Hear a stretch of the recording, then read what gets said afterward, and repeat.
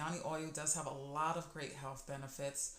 Okay, and ladies, all you would need to do is just put a few drops on your panty liner.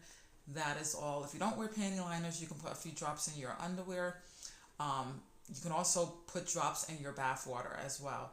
But this is something that I think women should definitely consider for their health and wellness. Okay, just saying, I've used it, I love it, and I'm putting it out there for you ladies, to consider here.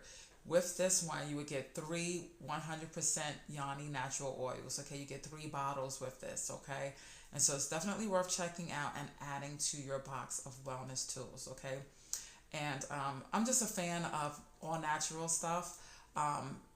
Just putting it out there. I know that some of you guys don't know me like that, but I do like natural products. I try to look for products that are more natural based and whatnot. But yeah, this is definitely